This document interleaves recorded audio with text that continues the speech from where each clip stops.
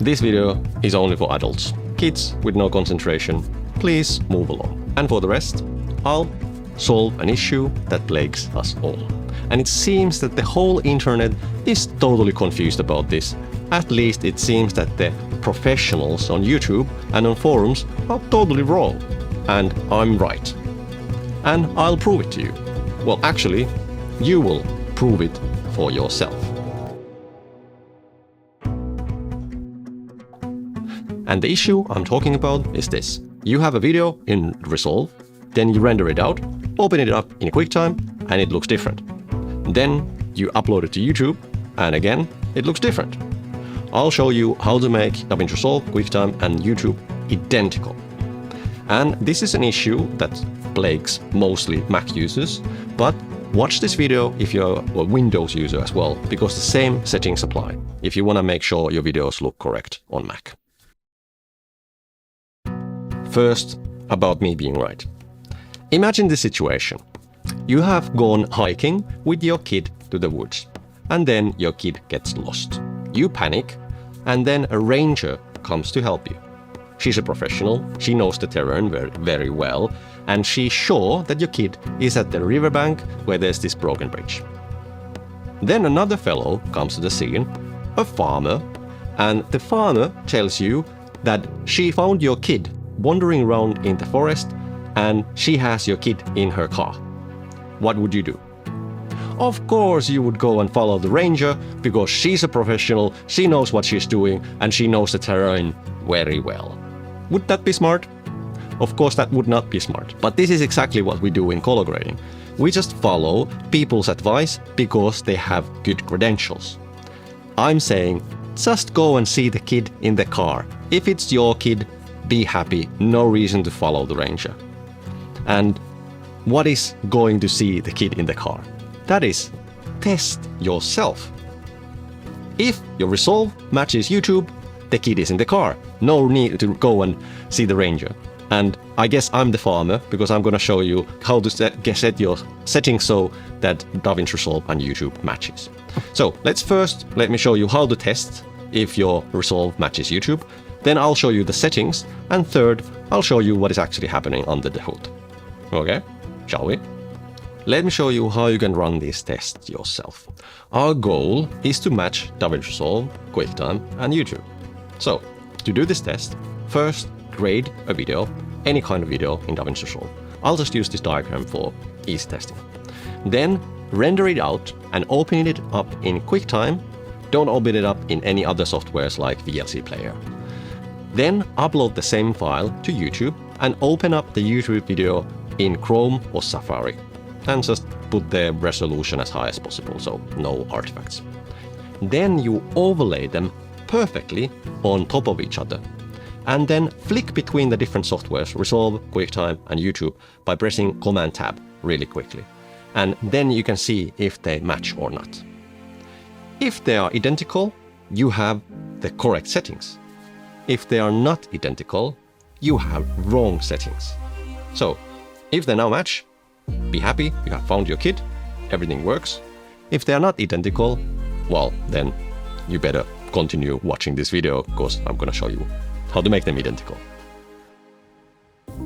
And if you want to match all of your softwares, like After Effects, Photoshop, Cinema 4D, then go to my website and book a one-on-one call with me, and we can make sure all of your softwares are looking correct, meaning that you have the correct settings on all softwares. And then it's very easy to match all softwares together.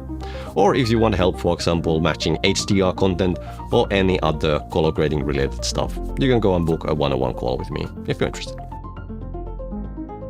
So the settings. The goal here is that you see correct color everywhere in DaVinci Resolve, QuickTime, and YouTube. And to do that, first you go to DaVinci Resolve, and in the preferences, in the General tab, you make sure you use Mac display profiles for viewers. Then on your color management settings, set your delivery color space or your output color space to Rec. 709A. And in your ODT, or the last node where you do your color conversion from your working color space to your delivery color space, make sure you have the same setting. Use Rec. 709A. And then when you export, use H.264 H.264 or H.265, as those are good export and delivery codecs. And then use project settings for the color tags. And these color tags are actually quite important when we go to the what's happening under the hood part. And these are the same settings you'll use on Windows, and on Windows use display profiles on Windows as well. And now if you run the test I showed you earlier, your colors will match. Let's understand what is actually happening under the hood. Okay, just as a recap, here's a video file. I just exported from DaVinci Resolve and opened it up in QuickTime. And then here's the same file, exactly the same color grade, and I just changed one setting in the export tab and it looks different. Then here is the same file, same color grade, and I open it up in VLC Player and it looks different again, like a third option. Then I upload it to YouTube and again it looks different. But then the first clue arrives. This YouTube looks exactly the same as the QuickTime, the first QuickTime did. They are totally identical. Okay. So the reason for these shifts between different softwares is that there's this thing called display profiles and there's this thing called color tags. And you need to understand these if you want to really understand what's happening in this seemingly bug. But it's another bug. It's a feature. It's something, if you understand it, it's quite easy. Okay, let's talk about display profiles first. So on your computer, you have data and you send the data to your display. And depending what kind of technology or how old is your display and things like this, the same data will look very different between different displays. And to mitigate that, we have developed something called an ICC profiles. These are display profiles. And these are kind of like counterbalance weights for your displays so that each display can get as close to each other as possible. This means if the ICC profiles are actually calibrated for that display. And with calibrated ICC profiles, the displays will look as close to identical as possible. And this is our first reason why some softwares look different from others. For example, VLC Player does not use display profiles. And QuickTime and YouTube uses display profiles, depending, of course, what browser you use or for YouTube. But Chrome and Safari, for example, they use display profiles. And then DaVinci Resolve uses display profiles if you set it to use display profiles in the settings. Then about color tags. So what are color tags? Well, here we have like two metaphorical files. The one on the left is a standard dynamic range video file, and the one on the right is a high dynamic range video file. It's the same scene, same clip or whatever. And the data you can see underneath is different in these, because other one is a hybrid log gamma, or was it actually standard 2084, and the other one is normal standard dynamic range video Rex 109. So the data is different, and so they need to have different metadata. And metadata is basically just data about the data. So data about the data, metadata. And one part of the metadata are color tags. And normal SDR videos use 111 or 121. And that's actually one issue here as well. And then HDR videos can use 916.9 or 918.9. And there are some other as well.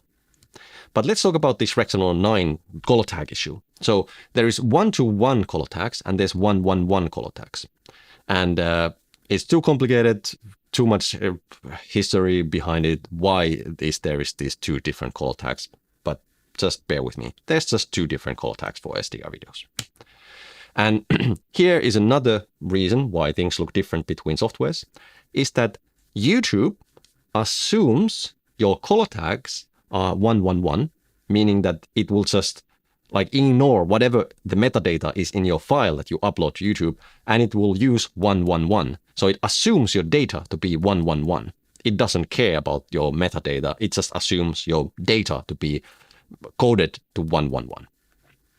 And QuickTime considers the color tags. So even if the data is exactly the same on two different files, but if the tags are 111 on one and 121 on the other, these two files will look different on QuickTime. And that's one reason why things look different between softwares. These two findings lead us to basically 3 different scenarios where how your colors can actually show up. And the first one is correct, the second one is correct, and third one is incorrect. So display profiles are on 1 and 2 settings, and on third one, they're off. And then in the first, we use color tags 111, and we use color tags 121 on the second. And in the third one, because the display profiles are off, we ignore color tags. And the first one, how to get correct colors like this, is that you use Mac display profiles on DaVinci Resolve, and your output is set to Rexenon 9A. And that means that the kind of output in the color management settings, your output is set to Rexenon 9, and you convert your data in the signal path in the color page to Rexenon 9 as well. And then in QuickTime, if your data is 111 and your color tags are 111, and then in YouTube, if your data is 111, and then as YouTube always assumes your color to be 111, it shows it correctly for SDR videos. Then the second option is that, again, you use Mac display color profiles are on, and your output gamma is Rexenon 9 gamma 2.4, or just Rexenon 9. That's actually the same as gamma 2.4. And on QuickTime, if your file's data is 121 and the color tags are 121, then you get this like another way of showing your colors correctly. But unfortunately, the second option doesn't work on YouTube because your YouTube will assume your colors to be 111, and it assumes like it ignores the color tags. Then the third option, which is incorrect, is if you want to have this option for, I don't know, you don't want, but anyway, for that, use Mac display color profiles on Resolve is set to off. And if you just watch your video on VLC player, because VLC player doesn't use color profiles. So then you get this third option. So these are basically your options. And I recommend using the number 1, because then you can match Resolve, QuickTime, and YouTube. And if you do this, then your colors will be correct. And this is the settings I told you earlier. So in the beginning, I showed you the different, like 4 different options, like how the colors look different. So let me show you how the settings were for each of those images in the beginning. So the first one was correct. The data equals the file's metadata. So the data was 111 and the metadata was 111 as well. And QuickTime uses correct display profiles for the video. Then the second one was incorrect. It was in QuickTime, but the data and the file's metadata did not match. The data was 111 and the metadata was 121. And then the software uses wrong display profiles because you have set your color tags incorrectly. They don't match the data. And then there was this third option that you just open up the file in VLC player. And because the software doesn't use display profiles, it's wrong. And then the fourth option, when you upload your video to YouTube, the data is 111. And because YouTube assumes your data to be 111, and software, Chrome or Safari, they use display color profiles. So then they end up actually being correct. And from these, the number 1 and number 4 were identical because they were correct. And the number 2 and 3 were different because there was something off in the settings. Hey, ChatGPT, could you reply once more what you just told me? Why does YouTube assume your footage to be 111? YouTube assumes your footage is 111 because many early uploads came from Final Cut Pro X and other Apple software. Those Apple tools exported files as 111, but displayed them with Rec 709A gamma around 1.96. To make sure those videos look the same as they did in QuickTime, YouTube adopted that approach. Now it still treats SDR uploads as Rec 709A, ignoring small differences in tags like 121 or BT1886. Okay, and those who are interested, let me show you how you can check what color tags your video file has. Here's, for example, we have the diagram from DaVinci Resolve. If I right-click it and go Get Info, I can see the color tags here in the More Info section. And the color profile is 111. And that's how you can see the color tags of your video file. And I'm quite sure somebody in the comments will say, why you are not using Rexenon 9 Scene, as that's how this and this professional colorist says that we should do that. I say don't follow the ranger, And well, first of all, test it. If it works, fine. But let me show you why you shouldn't. First of all, in your ODT, where you select what kind of delivery space your footage will be encoded in, you can't find Rec 709A, Rec 709 scene here, and you can't find Rec 709 scene in the where you set your color tags either. Like you don't see Rec 709 scene here because it's not really an option for exporting. Only where you can kind of get that is to go to your color management and set your output color space to Rec 709 scene here, and then set gamma tags same as project.